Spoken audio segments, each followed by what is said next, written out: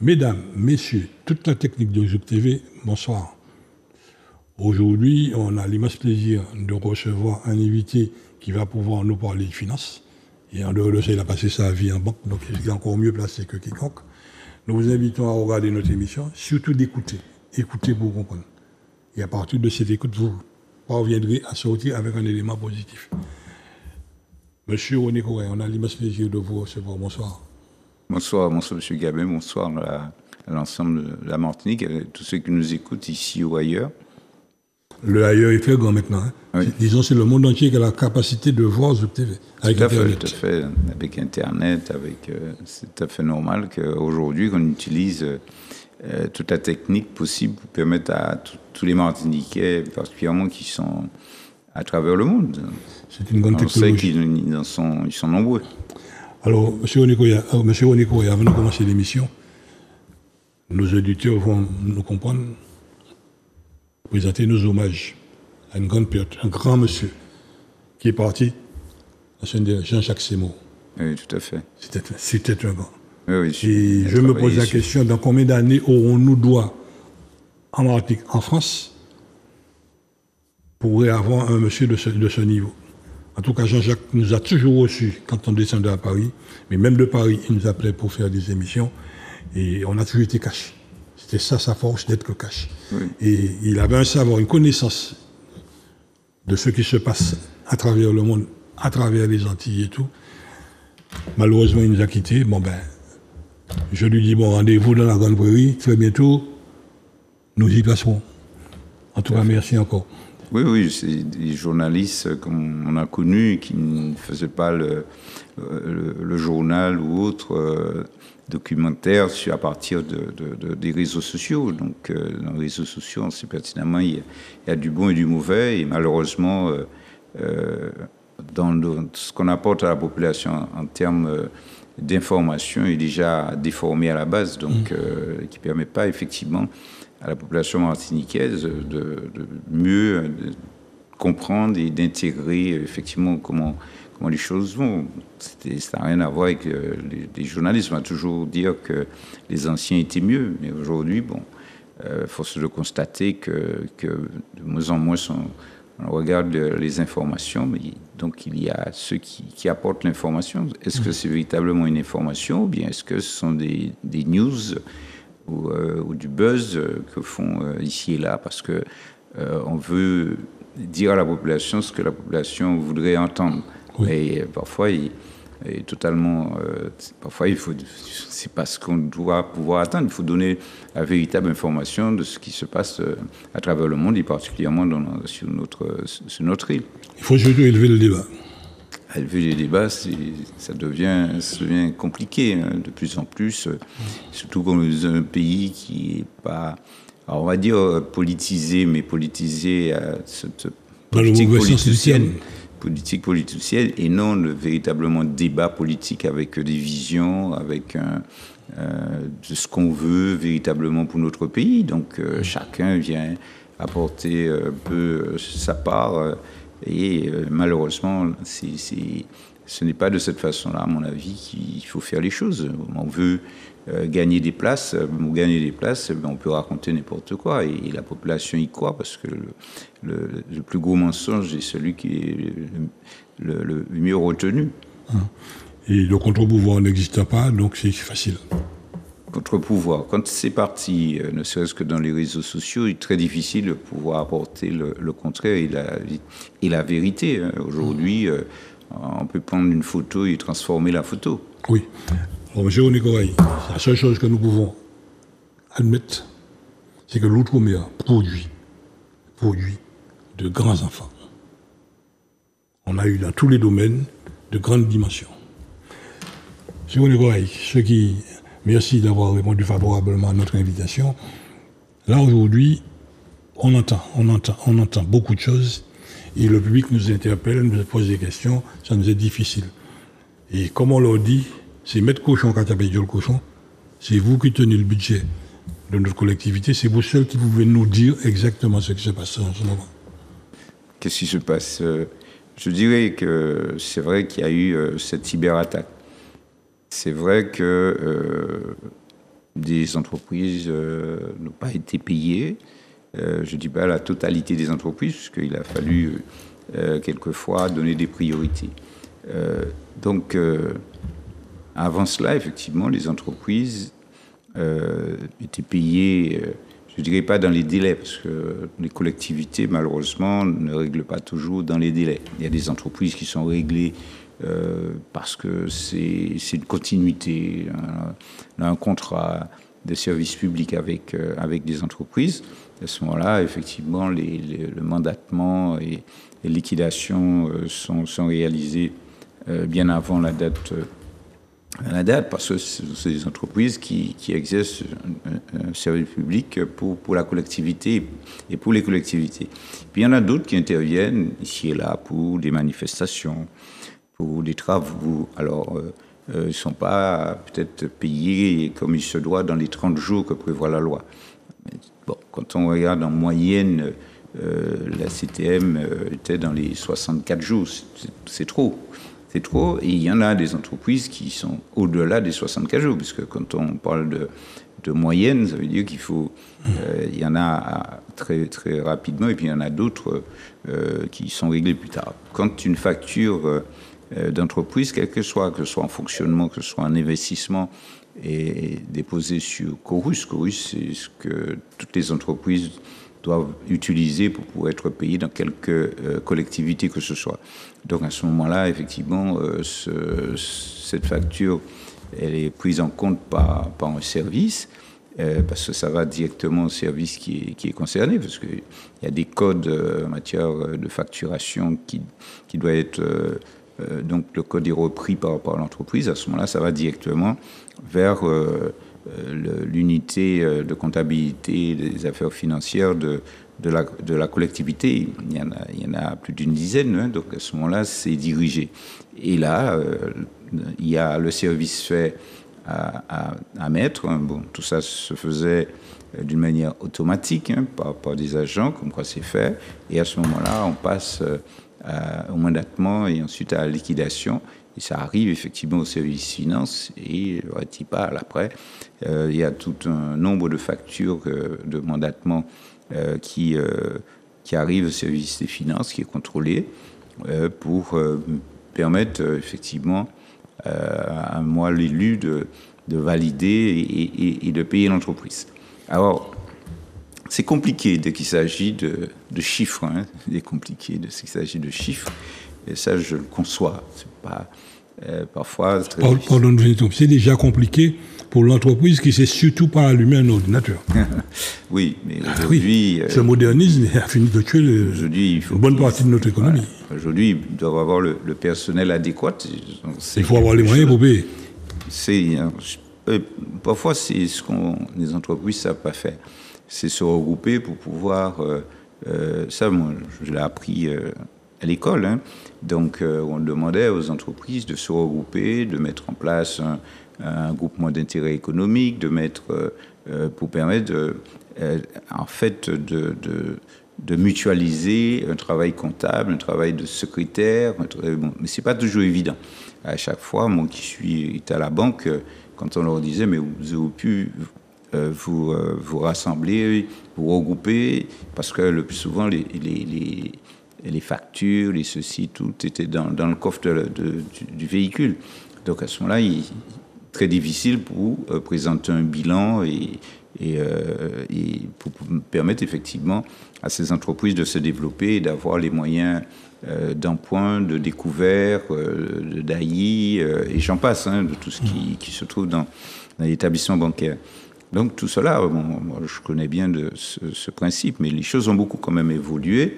Aujourd'hui, les entreprises utilisent moyens humains pour leur permettre, s'ils n'ont pas à leur service, ils s'intéressent vers d'autres entreprises qui pratiquent pour eux ce qu'on appelle le factorum et autres, hein, pour permettre effectivement d'aller sur Chorus et d'intégrer déposer la facture ou de répondre à un marché public sur achatpublic.com. Donc il y a plein aujourd'hui, on est obligé d'utiliser les moyens, les moyens techniques, les moyens informatiques, appelés la digitalisation, est obligatoire. L'entreprise qui fait pas, qu'elle soit petite ou grande, qui met pas en place ces moyens-là, est appelée malheureusement à disparaître. Je René Goaï, une collectivité, quelle qu'elle soit, ne paye que si elle a la trésorerie. Non, il y a deux choses. La CTM, la trésorerie existe. Je parle de collectivité. Alors, en créole, on a dit, bon, il n'y a pas de l'argent. Oui. Bon. Et c'est là que je dis que ce n'est pas toujours évident. Et déjà, vous avez deux parties dans un budget.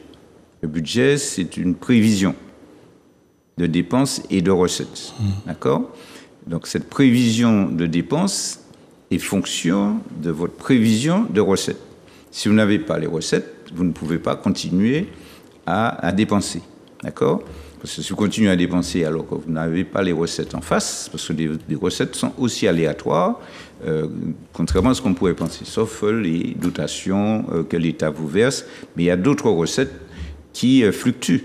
L'octroi de mer fluctue, les impôts il y a des impôts qui fluctuent, les taxes qui sont versées aux communes qui fluctuent, il y a des choses qui sont en fonction de l'activité. Il y a des recettes qui disparaissent définitivement avec une déclaration du tribunal mixte de commerce. Bon, non, il n'y a pas vraiment cela. Hein. Donc, le problème, c'est de savoir que son budget, les sommes à dépenser, à recevoir, varient de 1 à 2% par an. Donc, lorsque vous faites votre budget, par exemple, de fonctionnement. Alors, fonctionner, c'est quoi ? C'est payer l'eau, payer l'électricité, payer le personnel, payer les interventions ponctuelles, payer un certain nombre de choses, l'entretien de bâtiments, l'entretien de routes, et j'en passe. Ça, c'est du fonctionnement. Donc, vous avez ces dépenses de fonctionnement, et en face, vous avez des recettes de fonctionnement. Donc, il faut que les deux puissent se comparer et se balancent. Hein. Donc, vous ne pouvez pas mettre plus de dépenses que de recettes. Donc, déjà, à partir de là. Donc, ce sont des dépenses qui sont, on pourrait quasiment dire que ça revient quasiment chaque année, quasiment les mêmes montants, sauf si vous avez un bâtiment nouveau, vous avez construit un bâtiment, ce bâtiment va vous donner de l'électricité en plus, de l'eau en plus, du personnel en plus, d'autres charges que vous devriez trouver dans les recettes, ou sinon diminuer des charges par ailleurs, c'est-à-dire que si vous remplacez ce bâtiment par un autre, c'est comme ça que ça fonctionne. Tout ça, ce sont des prévisions. Donc, vous avez un service comptable, un service pour pouvoir vous apporter les éléments. Bon, la CTM, c'est une grosse machine. Ça n'a rien à voir avec la commune des Trois-Îlets. C'est une grosse machine.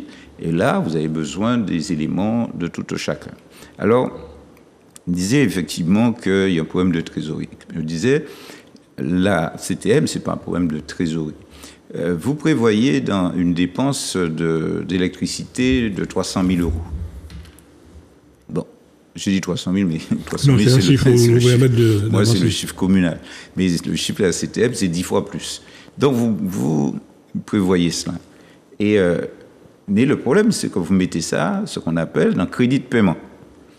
Et arrivé à un moment donné, si vous n'êtes plus à ces 3 millions que vous avez prévus de paiement d'électricité, eh bien, vous ne pouvez plus payer.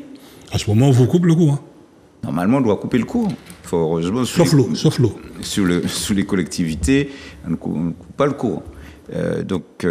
Et c'est arrivé. Je prends le cas du périmètre irrigué du Sud-Est, c'est arrivé.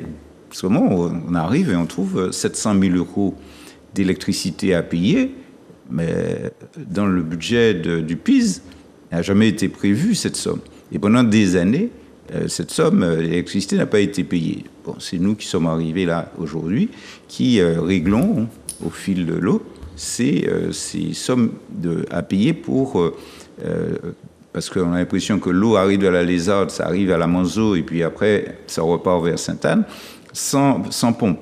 Il y a énormément de dépenses d'électricité et de pompes qui sont installées tout le long du circuit, du réseau, qui permettent effectivement d'arriver à Sainte-Anne. Donc ça a un coût d'électricité. Et pendant des années, le budget n'avait pas prévu, et c'est-à-dire le budget en matière de crédit de paiement n'étant pas prévu, effectivement, vous ne pouvez pas payer l'EDF. Donc, je prends l'exemple de l'EDF, mais il y en a d'autres. Oui. Quand vous...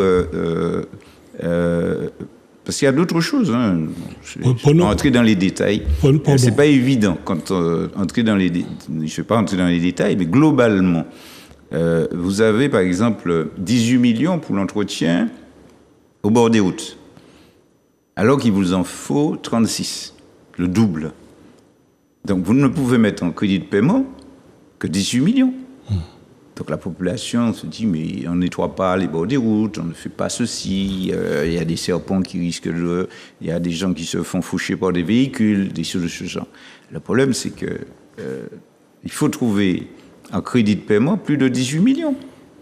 Et vous, comment les trouver? Ça veut dire qu'il faut réduire ailleurs pour pouvoir faire. Réduire quoi? Réduire... c'est pas évident hein, de trouver. Monsieur. Donc en crédit de paiement, c'est pas un problème de... Alors, l'entreprise, que vous demandez, malgré tout, il faut passer des bons de commande. Il faut passer des bons de commande qui va au-delà du montant de crédit de paiement. Parce que vous avez créé ce qu'on appelle les autorisations d'engagement.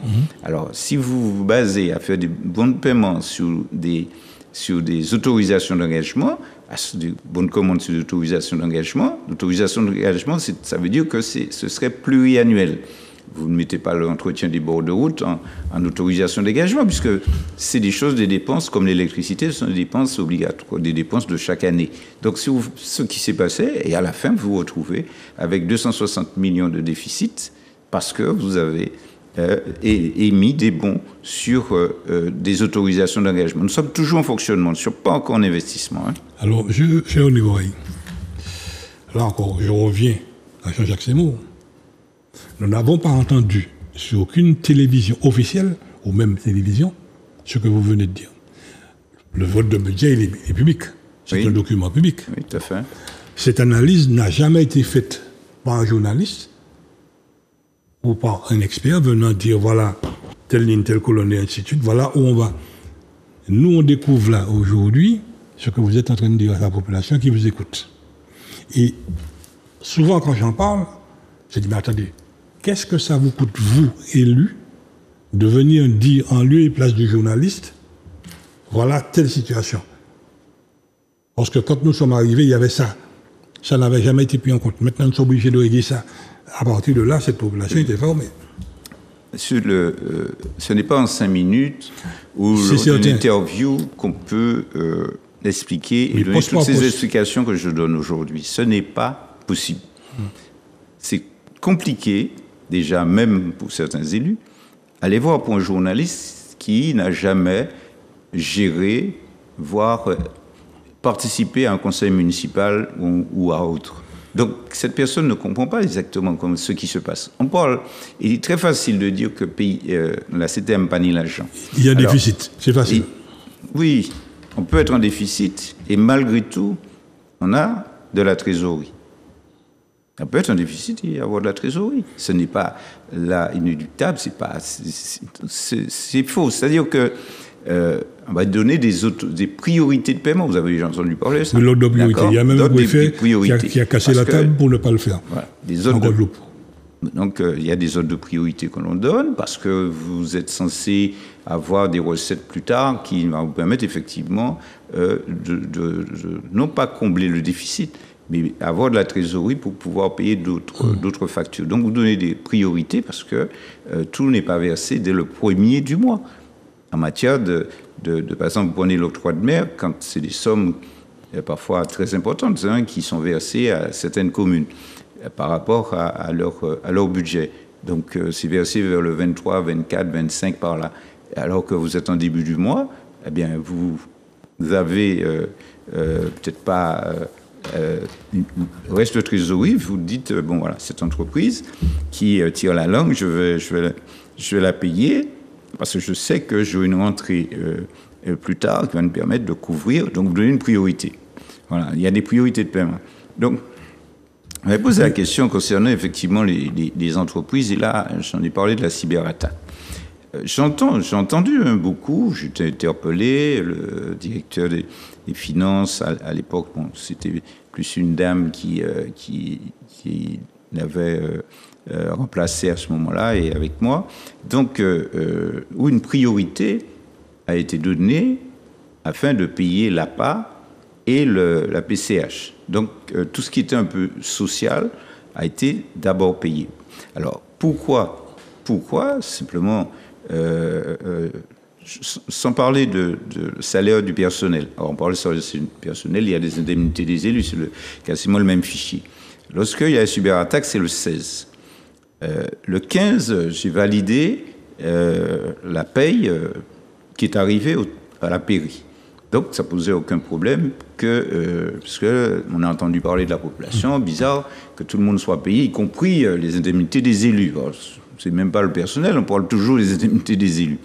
Et comme c'est un même fichier qui est parti, qui est parti le 15, qui est arrivé à la pairie, il n'y avait pas encore de cyberattaque, normalement, le personnel et les indemnités des élus ont été payés au mois de mai. Le 16 matin, effectivement, il y a cette cyberattaque. À partir de là, il n'est plus possible de transmettre des fichiers numérisés directement vers le Trésor. Donc, à ce moment-là, on tombe le système, d'ici la fin du mois de mai, on tombe en système papier. La priorité qui a été demandée aussi bien par le PCE a été il faut commencer à entendre parler de la PAP à payer, de ceci pas payé. Donc la priorité. Mais là, quand vous êtes jusqu'à ce matin, il y a une dame qui me disait qu'elle n'a pas encore reçu. C'est possible. C'est possible. On ne peut pas prendre d'un cas particulier pour dire que c'est l'ensemble de la PAP et PCH. Monsieur Oneko, excusez-moi de vous interrompre. Il y a des cas, je ne veux pas dire le contraire. Le plus grave, c'est quoi? Il y a toujours eu, même avant la cyberattaque. Le problème qui se pose, quand, dans cette affaire, si vous voulez, le social, quand quelqu'un a une recette sociale, si je pèse le mot social, ça veut dire qu'elle n'a pas des millions. Oui, bien sûr. Elle est assise sur cette priorité a été donnée. Pour payer ci, payer ça. Et qu'elle n'a toujours pas reçu son argent, c'est tout à fait normal qu'elle s'énerve. Mais bien sûr, c'est normal. Bon. Maintenant, le problème, c'est pas surtout ces personnes-là. C'est pas un cas, c'est des cas. Je ne veux pas dire qu'on va parler d'un cas, mais des cas. Je donne globalement les choses, tout en sachant pertinemment qu'il y a eu des personnes qui sont reçues au bord de la route. Il y en a qui ont même reçu des sommes en double. Il y en a qui ont reçu des sommes en double. Oui, ça c'est les erreurs. Pourquoi ? Je suis à même de pouvoir vous le dire, parce que aussi bien à l'aller qu'au retour, c'est moi qui les signe. Pendant cette période, jusqu'à, disons, 15 septembre par là, j'ai signé de ma main, avec un stylo, un point de bic, des milliers de mandats. Ce qu'on appelle des ordres de paiement. Des milliers. Donc, il faut du temps pour ça, il faut s'asseoir là, il faut le faire, il faut que le personnel le fasse, me prépare et que me le donne pour que je puisse signer. C'est ça qui s'est passé. Donc, quand ça arrive à la pairie, la pairie contrôle, mais écriture manuellement. Comme au bon vieux temps, c'est-à-dire on regarde ce qu'on appelait le RIB, maintenant c'est l'IBAN, qu'on regarde de cette personne, on vérifie, puisqu'on n'a pas de fichier. Contrairement au fichier du personnel, y compris les indemnités des élus, parce que moi je ne vais pas me cacher derrière, c'est le fichier du 15, que moi j'ai signé le 15, que j'ai envoyé le 15. C'est le même qu'on a utilisé jusqu'à ce jour, sans augmentation de salaire, sans augmentation d'heures supplémentaires, sans ceci. C'est-à-dire que c'était quasiment les mêmes sommes qui étaient versées, sauf à soustraire à ce moment-là les départs ou des choses de ce genre. Mais voilà, là, c'était pas manuel, mis à part les entrées et sorties de personnel. Puis tout le reste était manuel. Alors, vous donnez cette priorité de milliers de signatures.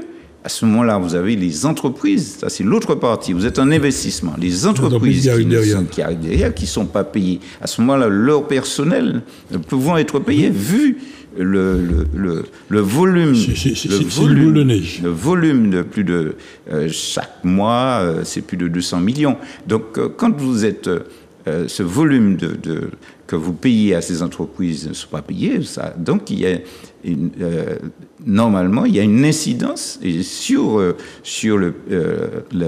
l'économie des entreprises, parce que les entreprises n'arrivent pas à obtenir des augmentations de leur découvert bancaire pour permettre effectivement de payer leurs salariés qui vont travailler parfois et beaucoup sur des chantiers de la CTM comme des chantiers des autres collectivités ou des privés. Donc c'est tout à fait normal qu'il y ait ce lever de bouclier, mais on explique comment faire payer par la pairie plus vite. Ce n'est pas possible puisque c'est du manuel. C'est pourquoi il faudrait mettre l'ensemble des agents. Et là, il faut connaître le contrôle, comment faire.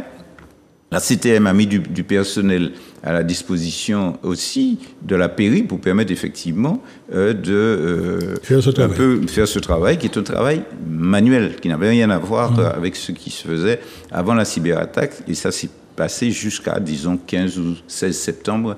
Ça a été le cas. Là maintenant, notre cyberattaque. Aujourd'hui, la cyberattaque, c'est nettoyé, comment ça se passe? La cyberattaque, c'est, je ne veux pas dire que c'est du passé, parce que si vous regardez, il y a d'autres collectivités ou des hôpitaux qui en souffrent depuis plus de 2 ans. Donc, il y a aujourd'hui, nous sommes, après avoir financé énormément de choses sur le plan informatique. Là encore, nous pouvons parler, puisque toutes ces commandes, toutes ces choses-là étaient signées, parce que ce n'est pas que le PCE ne veut pas signer, c'est qu'il y a un problème de délégation de signature en matière de dépenses qui me revient. Donc à ce moment-là, j'ai vu énormément de demandes des services informatiques pour me permettre effectivement de se préserver, de profiter de cette période-là pour pouvoir revoir complètement parfois des systèmes informatiques, dont ce système dont on parle de Grand Angle, dont on a relevé par le personnel pas suffisamment formé, parce que de ceci et de cela. Donc tout cela a un coût, et aujourd'hui, effectivement, Grand Angle fonctionne en matière depuis, et pendant un moment, les entreprises devaient déposer manuellement leurs factures directement à la CTM, numéro chiographieur était donné pour nous permettre effectivement aux services et de transfert aux différents services pour être payés. Donc on ne pouvait pas utiliser Chorus. Donc il n'y avait pas cette liaison entre Chorus et Canton. Aujourd'hui, c'est le cas depuis fin septembre. Donc à ce moment-là, justement, ce qui était parti en manuel à la pairie a été retourné. Plus de 800 ordres de paiement, parfois dans un ordre de paiement, il y a plusieurs bénéficiaires, surtout quand il s'agit du social. Donc à ce moment-là, des milliers d'écritures n'ont pas été passées par la pairie à ce moment-là. Donc aussitôt, c'est revenu et qui est en train d'être retraité, je crois. J'espère qu'aujourd'hui, qu'on a pu retraiter le maximum de ce que nous avions à titre de retard. Donc on reprend notre vitesse de croisière entre paiement des factures des entreprises entre 100 millions et 200 millions par mois. Oui, sur les loyers. Quelqu'un qui a soif, tant qu'elle n'a pas bu, elle vous dira toujours qu'elle a soif. Une entreprise qui n'a pas reçu son argent, avec toutes les conséquences qu'il y a derrière, vous dira toujours qu'il a besoin de son argent. Travaux exécutés, tout est bon signé, tout ça, il n'a pas son argent. Alors, est-ce que par rapport à ce préjudice, normalement, s'il vous assigne, il a droit à une réparation. Est-ce que politiquement, vous avez mis en place un système pour dire, bon, nous avons eu un préjudice, nous avons fait subir aux entreprises des choses. C'est un problème d'intérêt moratoire.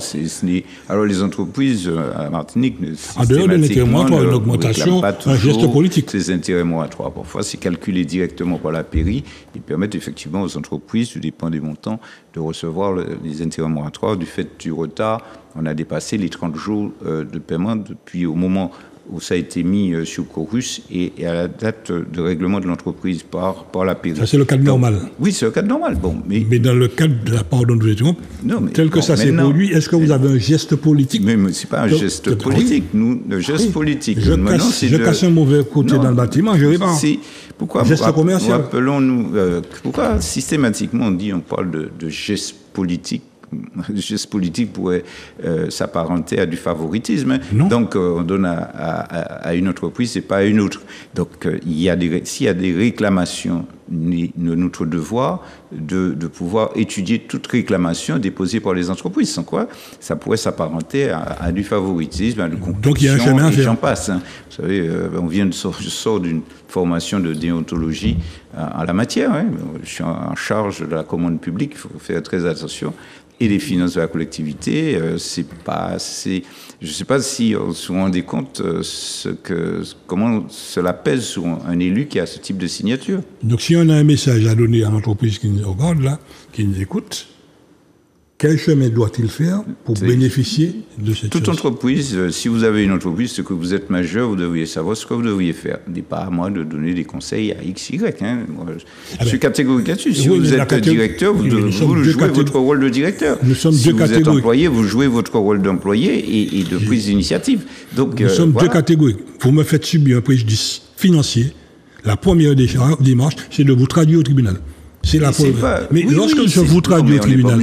Non, le problème, monsieur Onikoaï, sur cette affaire, vous parlez à un entrepreneur. Oui, mais. Vous parlez à un entrepreneur. Lorsque vous subissez ce préjudice du fait de l'irresponsabilité de certains. Non, je suis clair. Je suis clair. Mais maintenant, qu'est-ce que vous faites? Lorsqu'on vous assigne devant les tribunaux, oui. Vous faites simplement des représailles sur l'entreprise. Et c'est pourquoi nos entreprises. En faisant quoi? Monsieur Onikoaï, je ne suis pas un lapin de 3 jours. Je ne suis pas un lapin de 3 jours. C'est du fait de cette absence de déferment devant les tribunaux que vous abusez aujourd'hui sur les entreprises qui aujourd'hui sont en faillite. Je suis très franc. Nous sommes francs, on va tout parler cash. Quand même, j'ai l'habitude de la commande publique, aussi bien commune, civile. J'ai passé ma vie dedans. Et j'ai fait souvent des procès. Et j'en passe. J'ai souvent fait des procès que j'ai gagnés. Donc, conseil général, donc on sait quelque chose. On ne fait pas de représailles. Mesure coercitive. Je vous dis une chose. Souvent, je demande, là, à la CTM, compris chez moi, lorsque nous ne sommes pas satisfaits d'un travail. Vous avez le droit. Celui qui doit signer ce travail, cette lettre, on va recommander à l'encontre de telle entreprise ou pas, c'est moi. Mise en demeure. À ce jour, monsieur, ça fait quand même 2 ans que je suis à ce poste de commande publique, je n'ai pas signé, donc on me parlait de représailles. Lorsqu'il faut attribuer un marché, une commande publique, il n'y a plus le code des marchés, maintenant c'est le code de la commande publique. Donc nous lançons des appels d'offres pour pouvoir réaliser un chantier. Ou des appels d'offres aujourd'hui, souvent dont parfois des entrepreneurs sont en train toujours de décrier ce qu'on appelle les marchés à bonne commande. Donc, j'ai des dossiers, donc ça arrive sur le système achat public. À ce moment-là, c'est déchiffré, donc c'est un code d'Arnaud Onikoaï. Et à ce moment-là, les agents analysent et prennent malheureusement beaucoup de temps, parce que je leur dis, avec sourire, ils prennent beaucoup trop de temps pour pouvoir faire les analyses. Et parce qu'on a 6 mois maximum pour pouvoir faire ces analyses. Moi, je redemande en 3 mois, normalement, ces analyses doivent être faites pour qu'on puisse attribuer le marché. Donc, j'étais en commande publique ce matin, donc ce serait encore mercredi. Donc, à aucun moment, il me revient en tant que responsable des achats publics de la collectivité, de parler de représailles vis-à-vis de X ou de Y. Je n'ai pas de document qui me permettrait de dire que ce monsieur, cette entreprise ne fait pas les choses correctement, donc je peux l'écarter. Ce n'est pas le cas.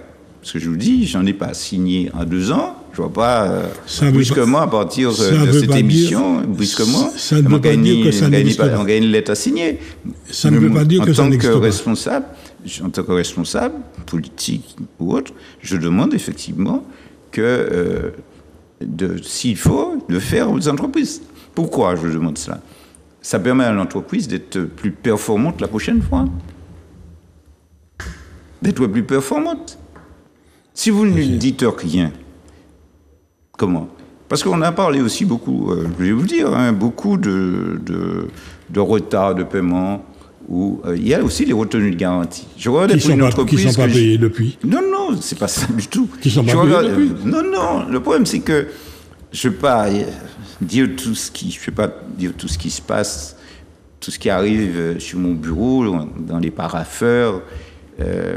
Je peux aussi en parler. Je suis à un niveau où, effectivement, le fait d'avoir cette responsabilité de la commande publique, le fait d'avoir des finances, le fait de signer la réception en tant que maître d'ouvrage des travaux, de voir comment ça se passe. Et c'est aujourd'hui, bon, j'occupe un poste qu'un autre a occupé, mais il n'avait pas les finances. Donc, aujourd'hui, je peux dire que les retenues de garantie, quand on me fait signer pour bénéficier de vos retenues de garantie, disons, dans un délai d'1 an après, comme quoi il n'y a pas de réserve et ceci et cela. Mais il n'y a pas si longtemps, j'ai signé les documents de 2017, travaux finis en 2017, 2018, 2019. Oui. Mais ces sommes-là, monsieur, ces sommes-là attendez, ne sont pas rentrées dans l'entreprise. Le problème, et ça pose un préjudice. Non, le problème, est-ce que le problème qui se pose, si c'est pas signé, c'est parce que l'entreprise n'avait pas fini. Non, ils me mettent signé du chef d'entreprise 8 septembre 2023. C'était ça, 8 septembre 2023. Ce que j'ai signé la semaine dernière. Oui. 8 septembre, l'entreprise a signé sans réserve, sans quoi, le 8 septembre 2023. Des travaux terminés en 2017-2018. Ça veut dire quoi? Ça veut dire qu'il y avait des réserves. Donc vous ne pouvez pas bénéficier des retenues de garantie. Est-ce que vous comprenez? Je vous entends. Voilà. Je vous entends, je vous comprends. Alors on va me dire, attends, on n'avait pas de réserve, pas ceci. On va toujours trouver quelque chose. Il y aura sûrement des cas. Et moi, je vous donne... Retenue de garantie. Ça a été quittant les bureaux, moins pas ni longtemps. Retenue de garantie, intérêt moratoire. La sale mauvaise habitude, passez-moi l'expression, que nous avons en Martinique, c'est de non seulement ne pas vous assigner, mais de ne pas vous adresser des courriers. Pour dire quoi? Pour dire, je prends un exemple. Mais si Bordeaux là et tout mettez à Cabrenem ou pas? Je prends un exemple. Si je prends un exemple. Pas réceptionner. Je prends un exemple. Travaux réceptionnés, exécution. Si Bordeaux là, parce travaux. Que, attendez. Si Bordeaux là, moi ça ça. Mais si même entreprise là, il a posé Bordeaux. Si on y tout. Bah, entreprise là, qui a marché, qui a roulé en les Bordeaux là. Comment il a consolidé correctement Bordeaux. Si on y tout à tout à l'autre là, écoutez pour comprendre. Ce que vous êtes en train de dire là, je vous dis, je ne suis pas à la peine 3 jours. J'ai plus de 60 ans de métier. J'ai eu l'occasion de faire une sommation interpellative sur un élu qui a eu l'inintelligence, à l'époque, il y avait les disquettes à l'ancien répondeur, de me menacer sur mon répondeur. J'ai transporté cet élément pour mon huissier qui l'a transcrit, j'ai donné au président, et j'ai fait une sommation interpellative sur l'élu. Il partit en salle là qu'on a. La peur. Il va donner assez water Bokaili. Simplement, je dis que si nous, on veut se faire respecter, respectons le client, mais faisons le client nous respecter. Maintenant, les travaux sont exécutés, contrôlés par tout le monde. Il doit être fait. Je peux vous donner le nom de mon entreprise que j'ai liquidée du fait de collectivité et pour avoir ma paix. Le nombre de fois au budget, mon nom a été recité pour une garantie. Travaux qui fait les Jijodi qui fait, qui pas brené. Là, aujourd'hui, il y a un changement. Je l'accorde, il y a un changement. Mais, souffrez de savoir une chose, c'est qu'il y a dans les antécédents, les anciens, nous tenions un mission, nous croyons qu'il y a Poutine. C'est lui qui a coupé Rachid en Kaïla. Ils ont même dit en plénière que j'étais un procédurier. Oui, pour se faire respecter. Parce que là, pour travailler, je travaille. Donc là, pour faire me respecter, je vais faire respecter. Monsieur René Gouraï, il y a beaucoup d'entreprises qui ont été liquidées avec de la créance publique. C'est grave pour une société. Alors, je dis, vous savez, une population est composée d'une somme d'agents économiques. C'est l'économie. Oui, donc un groupe politique de maires ou de collectifs, de maires, d'élus et autres. C'est un groupe d'agents économiques élus, donc avec des différences. On ne peut pas mettre tout le monde dans le même panier. Non, jamais donc, je m'autorise de le faire. Eh bien, aujourd'hui, j'assume et j'assure pour le compte du PCL, du président du conseil exécutif, la charge dont tu m'as confiée, qui charge très lourde, hein, parce que il y a derrière toutes sortes de choses possibles et imaginables, qu'on peut rapporter toutes sortes de choses, tout ça. Donc pour moi, le principe est de respecter les entreprises, hein, particulièrement parce que dans une collectivité, on parle souvent beaucoup plus d'investissement que de fonctionnement.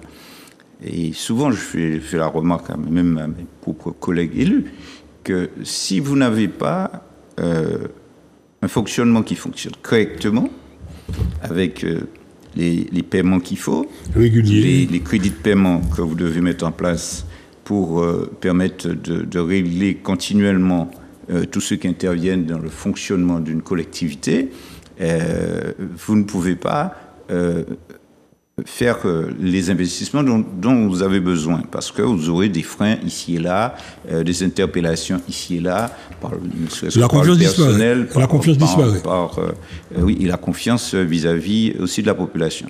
La population aime bien qu'on leur fasse des immeubles ici et là, des ceci ici et là, mais le fonctionnement du quotidien, ce qu'on nous dit aujourd'hui, hein, est-ce que le quotidien, vous vous préoccupez véritablement du quotidien? Je réponds à la population, le quotidien, eh bien, c'est le seul fonctionnement. Quand nous sommes arrivés, c'est pas un marché de dupes, hein, et là, le PCE peut vous le dire, Mérine peut vous le dire, d'autres personnes qui étaient, y compris le président de l'Assemblée de Martinique, Lucien Salibert, tous ces gens, ils sont sur la même table. Quand je leur ai dit, lorsqu'on va présenter le compte administratif de 2020, qui n'était pas de notre fait, hein, le 2020, ce n'est pas nous. J'ai dit, mais attention, on va présenter un compte administratif qui sera excédentaire, mais d'emblée, ce compte administratif, il y a 104 millions, c'est un problème d'emprunt là-dedans, qui est de l'argent externe, et qui ne devrait pas apparaître en tant que... Bon, c'est vrai qu'on a fait la campagne en disant qu'il y a un matelas. Je suis fatigué de leur dire, mais non. Mais matelas, t'es plein pinaise. Oui, il n'y a pas. C'est des ressorts que nous avons là, il n'y a pas. Donc, bon, on est allé, on l'a présenté. Aujourd'hui, on ne cesse de nous rétorquer. Ce que vous nous dites là de 260 millions, il faut me donner preuve à l'appui. La preuve à l'appui, c'est ce que vous avez entendu, où les entreprises comme l'électricité de 700 000 euros du PIS et des choses de ce genre, quand on regarde toutes ces sommes, toutes ces entreprises qui ne rouspétaient pas, c'est bizarre que ça puisse paraître, parce que, en réalité, il y a un directeur, nous ne comprenons pas. Comment hier, vous ne veniez pas dire quoi que ce soit, hein. Vous demandez rien du tout. Vous avez vu ce qui est en face Non, vous avez vu comment le monsieur qui était en face à Boyer? Non, c'est pas. Moi, je suis pas là. Ben oui, mais c'est pas politiquement fait, monsieur. Je constate. Non, je suis pas politicien. Je constate qu'il y avait un homme qui aboyait. Puis la chambre de peur. Vous cessez de nous demander d'harceler, alors qu'il n'y a pas de crédit de paiement pour pouvoir régler ces factures-là. Donc, vous ne pouvez pas le payer. Comme je l'expliquais, si vous n'avez pas, c'est pas un problème de trésorerie. Ce crédit de paiement n'existe pas. Nous ne pouvons pas, effectivement, régler des factures. Donc, au fil de l'eau, la collectivité, et de par ses économies et autres sur différents secteurs, permettent effectivement de régler ces différentes factures. Et il nous restera, à peu près, au 31 décembre 2022, il restait 112 millions de factures comme ça qui datent de plusieurs années antérieures, qui ne sont toujours pas payées. 31 décembre 2022. 31 décembre 2023, on risque d'avoir encore près de 90 millions de factures qui remontent à des années antérieures. Oui, mais c'est où qu'à parler l'autre là. Or, pour l'instant, vous ne nommez pas. Vous ne nommez pas ce qui s'est passé. Vous ne dites pas qui a fait, qui n'a pas fait. C'est-à-dire que, on parlait de journaliste. Quand le journaliste, quand il entend, aussi bien moi-même, que le PCE puisse intervenir, il vous peut poser la question, m'interviewer, m'interpeller, preuve à l'appui, je lui aurais montré. Mais attends, ici, les hommes, les journalistes qu'il faut pour pouvoir véritablement apporter une information complète à la population martiniquaise. Ça n'existe pas. Donc, c'est pas la CTM qui va créer ou former des journalistes pour qu'ils comprennent effectivement comment ça se passe. Et ils tiennent surtout pas à interroger particulièrement l'organisme qui est payé par nos impôts, à interroger Armand Corail. Parce que ça, c'est gênant, parce que j'apporte de la sécurité à un PCE, surtout pas, parce que ce monsieur va permettre effectivement à la population martiniquaise de comprendre quelle est la politique que nous menons aujourd'hui, parce que c'est dans la réalité. Aujourd'hui, et je le dirai d'ici la fin du mois d'octobre, puisque nous aurons notre compte administratif de 2022 qui va être présenté à la fin du mois d'octobre dans quelques jours, où, je l'ai déjà dit, pour fonctionner, je parle de fonctionnement, pour fonctionner dans la collectivité, il nous manque 200 millions. Alors, pour sortir un excédent de fonctionnement de 100 millions, parce que vous avez besoin de cet excédent de 100 millions pour pouvoir investir ce qu'on appelle la quote-part. Lorsque vous construisez une maison, soit vous êtes déjà propriétaire de la maison, du terrain, et à ce moment-là, on vous dit que votre rapport de 20% est valorisé par le terrain dont vous disposez, et il vous manque 80%, puisque vous intégrez la valeur du terrain dans le montant de votre investissement. C'est exactement la même chose dans une collectivité. Les 100 millions servent de base pour pouvoir obtenir d'autres cofinancements, aussi bien auprès de l'État, auprès de l'Europe, auprès des banques, pour nous permettre effectivement d'investir entre 200 et 300 millions chaque année. Investissement, ça c'est construire des bâtiments, construire de nouvelles routes, construire le problème de désavantage des lycées et collèges, la reconstruction de certains collèges, le parasismique qu'on doit faire, le renforcement parasismique qu'on doit faire dans les différents lycées et collèges. Il y en a 68, je ne sais pas si la population se rend compte, il y en a 68, 25 lycées, 43 collèges à la Martinique. Monsieur Oligoy, je vous ai écouté, je vous ai entendu. Là, octobre, nous sommes fin d'octobre, vous avez présenté le budget. Pas le budget, le compte administratif 2022. Le compte administratif. Aucune télé, aucun média, personne ne vous donne. Nous avons l'opportunité de le dire. Là, aujourd'hui, nous sommes deux. Personne ne nous regarde, personne ne nous écoute. Est-ce que vous pouvez vous dire à la population que voilà l'équipe Marie-Jeanne, c'est l'équipe de là avant, pas de la bière, pas de papla. L'équipe Marie-Jeanne nous a laissé telle situation, voilà où on en est, nous, voilà comment on arrive. Et ce n'est qu'à partir de l'année prochaine, l'autre année, que vous allez enfin pouvoir dire nous investissons. Là, vous avez l'opportunité de le dire, de confirmer ce que je viens de dire. Là. Oui, je le confirme. Le problème aussi, il faut avoir le courage de pouvoir dire et l'analyse que vous devriez mener sur la situation financière d'une collectivité. Donc, celui qui était à ma place précédemment, a-t-il fait la même chose? Sinon, a-t-il fait rêver? C'était l'aventure. Bon. Si l'aventure nous a emmenés dans une aventure, était-il à faire rêver à la population? Je connais un maire qui a gagné une commune. Pour lui, il est allé là parce qu'il pensait qu'il y avait véritablement un matelas et que l'autre ne dépensait pas. Bon, après, il s'en est rendu compte que c'est pas si évident que ça lorsqu'on est à la tête d'une collectivité. Je dis, il en sait quelque chose un peu plus. Donc, aujourd'hui, moi j'ai toujours dit, dans un conseil municipal, chacun ses compétences. C'est la somme de ces compétences qui permettent effectivement de faire qu'une collectivité puisse avancer. C'est exactement la même chose au niveau de la collectivité territoriale de Martinique. C'est une somme de compétences aussi bien de la minorité que de la majorité, à condition bien sûr que la minorité ne fasse pas de la politique politicienne, raconter des histoires à la population parce qu'ils ont besoin de récupérer la place. Récupérer la place, ils ont la place, parce que nous tous, nous commençons à avoir un certain âge. Vous êtes déjà à la campagne. Donc, Martinique, c'est ça. Il y en a qui font campagne tout le temps. Moi, j'ai toujours fait campagne au moment où la campagne officielle est ouverte. Donc, pour moi, le principal de dire qu'aujourd'hui, nous héritons, comme je lui dis à un syndicaliste, des actifs et des passifs. Et il avait tendance à me toujours, chaque fois je lui disais, mais là c'est toujours le passif. À quel moment tu vas me donner, tu vas me parler d'actifs? Voilà. Voilà. Donc nous, là on ne peut pas refuser comme on refuse un héritage. l'héritage, c'est un héritage de passif. Maintenant, nous gérons ce passif-là, nous permettant effectivement à la Martinique d'aller de l'avant avec un certain nombre de visions dont le PCE, accompagné par nous, de groupe de l'Alliance, nous permettent effectivement, on vient d'avoir les sénatoriales, on peut sortir toutes sortes de choses. Mais bon, quand il y a des accords, il y a des accords. Voilà, donc le problème est pour nous de cette somme de compétences qui sont aujourd'hui à la CTM permettent effectivement d'aller de l'avant et particulièrement sur le plan des finances de la commande publique dont j'ai la charge et de l'octroi de mer, l'octroi de mer aussi. Monsieur Onegouaï, ce genre d'émission, c'est très long. Le temps que nous est imparti nous arrive.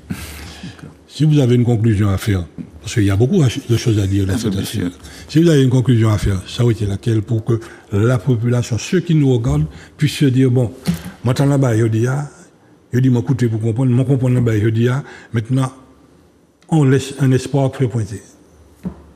Non, qu'il y a des populations martiniques là, que la gestion, si on peut parler ainsi de gestion, parce qu'il y a toute la partie politique et Timoun qui a parlé, donc que ce soit le drapeau, que ce soit le créole, que ce soit l'UNESCO, cela, il y en a des élus qui en charge cela et c'est pas ça qui a coûté de l'argent à la collectivité. Voilà, donc on avance, le Congrès avance, et puis on va vers ce que nous avons bien souhaité, la prise de responsabilité dans le cadre de l'État français et l'État de l'Europe, nous permettent effectivement de mieux nous assumer. Ça, c'est toute cette partie politique. Et puis, à partir de gestion de tous les jours, dont nous faisons le maximum pour permettre effectivement la réparation, voire la réhabilitation de certains lycées et collèges, les problèmes des routes, des choses, pas mal de travaux qui posent problème au quotidien aux Martiniquais, y compris les 700 et quelques millions qui concernent le social, permettant effectivement d'améliorer les conditions de vie de ces personnes-là à travers les EHPAD, appelées maisons de retraite, et mis à part cela, donc les assistantes familiales et autres dans notre pays, parce que bon, quand on apprend que à l'ouverture, pour pouvoir lors d'une commande publique, qu'on me dise, mais en fait, quand je dis, mais ça peut être contrôlé par nous, on me dit, mais non, ça a été externalisé parce que nous ne sommes que 3 dans ce service-là. C'est ce que j'entends dernièrement en termes de passer des formations pour des personnes en matière pour les assistantes familiales. Donc voilà. Donc il y a un travail qu'a fait, faut que la population t'en nie, ni des problèmes qui a toujours posé quand il y a un bâtiment d'ascenseur qui pas fonctionné, de nettoyage parce que l'entreprise n'avait pas été payée à temps à cause de la cyberattaque. Alors qu'effectivement, on avait fait le nécessaire, mais il y avait d'autres problèmes qui s'étaient greffés sur cette affaire-là. Bon, donc l'année prochaine, la mariée change. Non, il ne faut pas. Je me finis d'où que. Après 2023, qui a été encore 90 millions. Il y a un autre probléme que c'est pas que mon découvert, depuis le Conseil général m'a découvert. Parce que là, par exemple, on a appelé ça, on a versé RSA, avant c'était RMI et tout ça. Et mon là, pas tenu droit. Donc, on a écrit au procureur de la République pour dire, bon, voilà, il y a tel problème, parce que c'est la loi. Et donc, obligé de passer en écriture de recettes. Mais malheureusement, en face, je ne vais pas mettre en provision.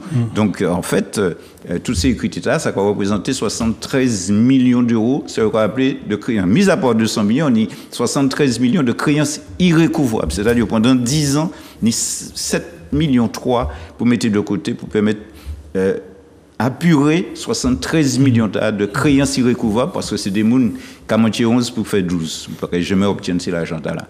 En tout cas, M. Onegouaï, on va continuer à expliquer à la population. Ce qu'il faut qu'on retienne, ce n'est pas un problème de l'argent qui va ni, c'est la monnaie qui m'a compté. Là maintenant, Non, mais on peut payer ça et tout. Oui. Prévoir d'y payer. Mais on peut payer plus qui sort. C'est pas ça fait. Pour ça qu'on peut dire. Depuis mon entend de milliards, il y a l'impression que ni en trouve son fond de côté. Pour ça, il veut pas crédit de la boutique. Pour il veut pas crédit de la boutique, c'est quoi ça on a là à rentrer. En tout cas, merci et à très bientôt. Mais quand même, merci à tout le monde qui écoute moi. Merci, monsieur. Merci, Zouk TV.